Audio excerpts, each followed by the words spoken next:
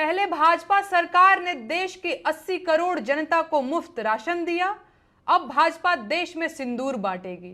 मैं हैरान हूं कि भाजपा देश की जनता को समझती क्या है।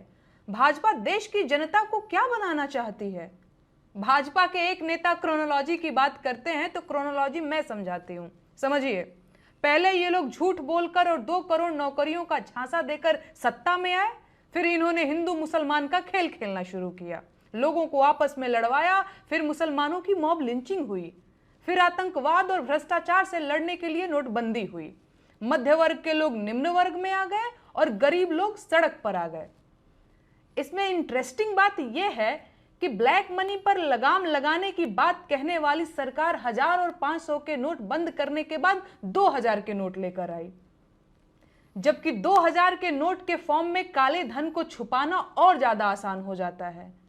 तो अब आप सोचिए कि इससे काले धन पर लगाम लगी होगी या इसमें इजाफा हुआ होगा।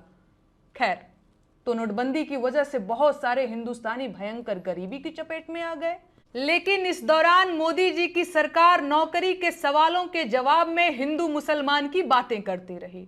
गरीबी से घिरी जनता ने जब विदेशों से लाए जाने वाले काले धन की बात करके 15 लाख की मांग की तो उसे पूरी बेहयाई के साथ खीसे निपोर कर चुनावी जुमला बता दिया गया और गरीब जनता बेचारी हक्का बक्का होकर मुंह ताकती रह गई।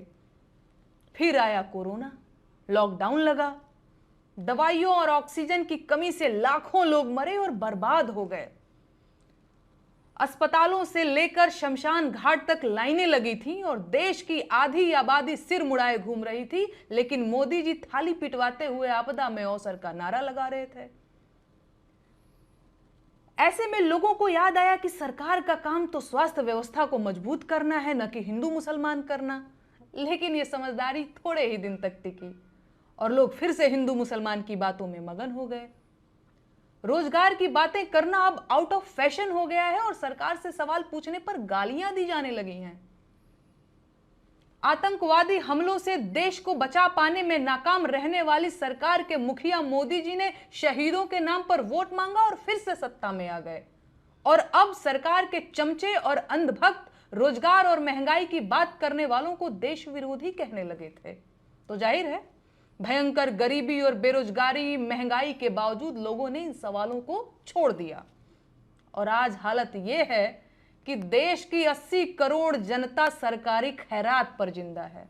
मेरे ऊपर सरकार से सवाल पूछने के लिए देशद्रोह का मुकदमा दर्ज किया जा चुका है और सरकार देश भर को अपना सिंदूर देना चाहती है।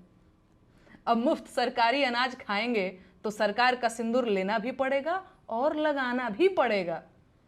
मैं हैरान हूं कि क्या जनता अभी तक सच में ये नहीं जान पाई है कि भाजपा की सरकार आम जनता को समझती क्या है।